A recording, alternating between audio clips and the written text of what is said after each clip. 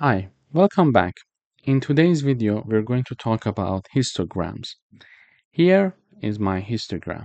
This is a basic example of histogram in Python using Matplotlib library.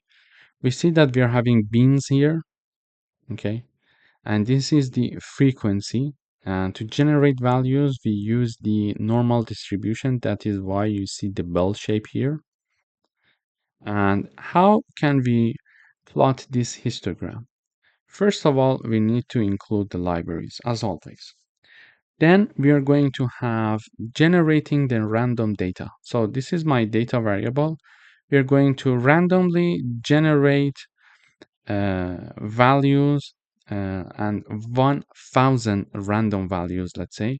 And we are going to use the normal distribution. So rand n means that normal distribution. We are going to have standard normal distribution that is going to generate 1000 numbers for us, okay, and assign it to data.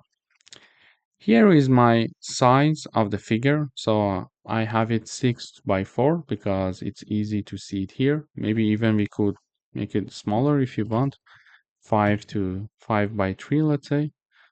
Okay, now it's even better. So you can have your scale here. Then in order to build the histogram, we are going to have the hist function, HIST. So we are going to use this function.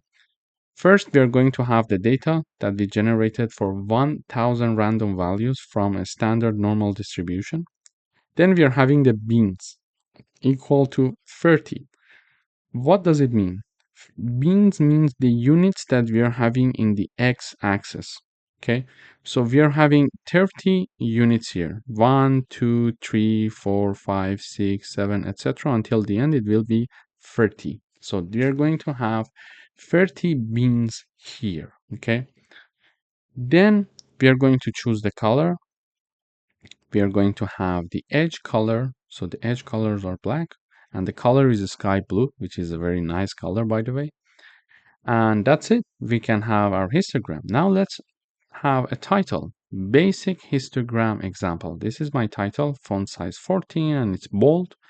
Then we are having the x-axis label, y-axis label, and we are showing it and we are displaying it. So when I run the code, we see exactly here what we have explained. So this is a histogram, and we are having 30 beans here, and this is our frequency. For example, number for this 0 part, we are having a lot of frequency.